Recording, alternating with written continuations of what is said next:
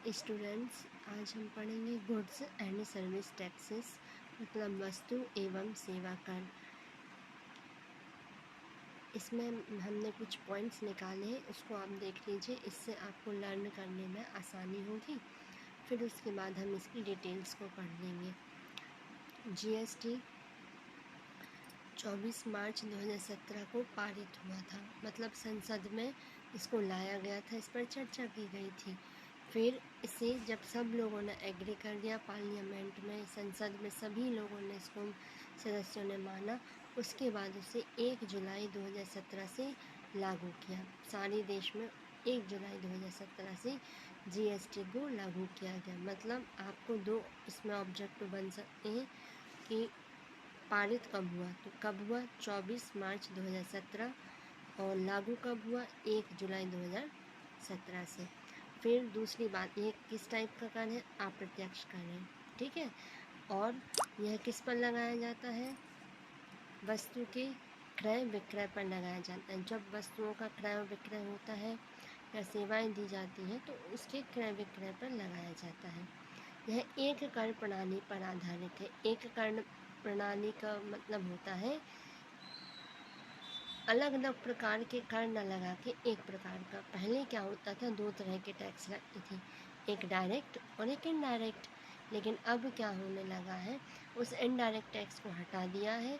Manufacturing से लेके customer तक जो कुछ भी उनको एक्स्ट्रा चार्जेस पड़ रहा था, जैसे सामान को लाना, और टोल टैक्स लगता है, चुंगी नाका कहलाता है टैक्स, इस तरह के जो भी टैक्स लगते हैं, तो उन सब का अलग अलग रेट अलग अलग जगह होता था, ठीक है।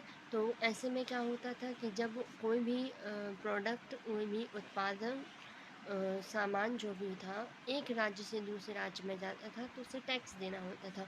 फिर दूसरे राज्य से वो तीसरे राज्य में जाता था तो वहाँ अलग प्रकार का टैक्स लगता था। तो ऐसे में क्या होता था, टैक्सेस के चार्जेस के कारण और प्रोडक्ट की रेट बढ़ जाती थी।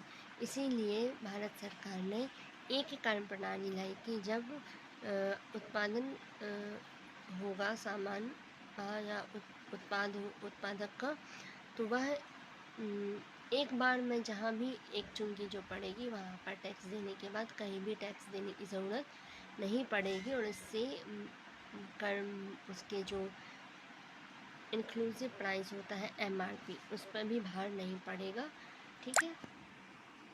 नेक्स्ट है मूल्यवर्धित कर। मूल्यवर्धित कर को हम आगे और अच्छे से समझा देंगे। अभी हाल ये समझ लीजिए कि उसकी जो कॉस्ट प्राइस है उसमें जब टैक्स लगता है, उसके मूल्य में जो ऐड होता है और अमाउंट या और कैश जो ऐड होता है, जुड़ता है, उसको कहते हैं मूल्यवर्धित कर। तो यह एक मूल्यवर्धित कर है। अब इसमें देखिए, इसमें 5 तरह की रेट होती है, 0%, 5%, 12%, 18% और 28%, ठीक है। ये 5 तरह की रेट इसमें लगाई गई है। इसके अलावा जीएसटी के प्रकार भी हैं जो हम अगले वीडियो में पढ़ेंगे। सबसे पहले जीएसटी को आप डिटेल में पढ़ लीजिए, जिसको मैं आपको बता रही हूँ। अब इसको देख लीजिए, ठीक है। ये शिवलाल की बुक है, इसमें से मुझे कंटेंट सही लगा इसलिए मैं इसमें से बता रही हूँ आपको। वस्तु एवं सेवा कर एक अप्रत्यक्ष कर है जो वस्तु व सेवा के क्रय विक्रय पर लगाया जाता है। यह एक कर प्रणाली है।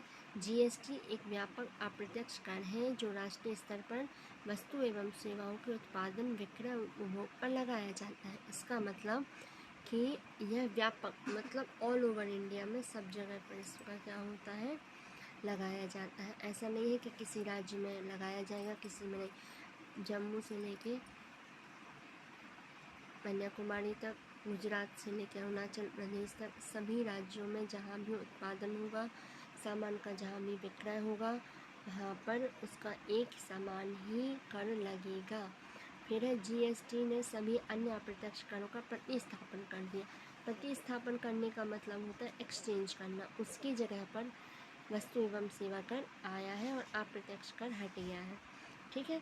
जो पूर्व में वस्तु एवं सेवाओं पर राज्य व सरकार द्वारा अलग अलग लगाया जाए, इसमें क्या होता था, कुछ टैक्स राज्य को मिलते थे, कुछ टैक्स केंद्र सरकार को मिलती थी, ठीक है।